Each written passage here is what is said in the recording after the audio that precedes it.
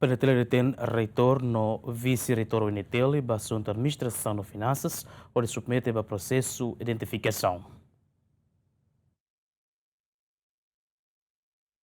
E a terça-feira, Polícia Nacional Timor-Leste e a Direção de Serviço de Investigação Criminal Nacional executa mandado do Tribunal Judicial Primeira Instância Dili, Honuk Mamukwalo Nem, Bara Ruanulo Racing Lima, PNC, halo busca no apreensão, onde detém reitor Universidade Nacional Timor-Leste, no vice-reitor para assunto administração no finanças, inclui cargos de chefia na Inhat Selo, também alegadamente é indício para crime falsificação documento, no notação técnica e tinangrihungru Urunul Racing Hat. E a busca no apreensão ne reitor UNITEL voluntariamente entrega a Serviço de Investigação Criminal Nacional ou de halo de detenção. Enquanto vice-reitor para assunto administração no finanças inclui cargos de chefia na Inhat Selo, polícia bafote obrigatória e a sirene serviço fati baseia ba mandado o Tribunal Judicial Primeira Instância dele. Tua observação de e terreno nota katak, polícia mos executa mandado onde continua halo busca no apreensão ba gabinete reitor no vice-reitor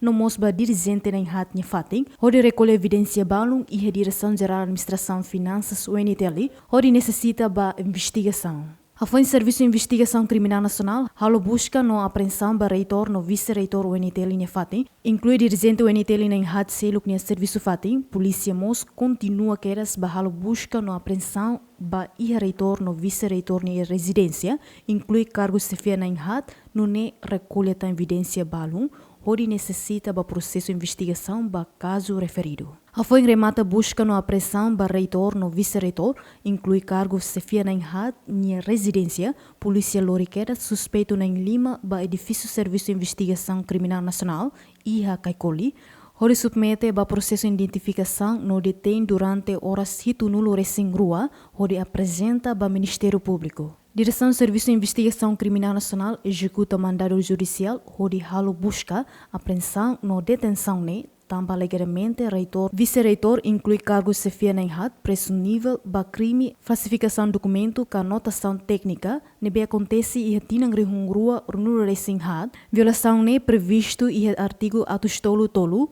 Código Penal Timor-Leste. Juliana Maria, GMN.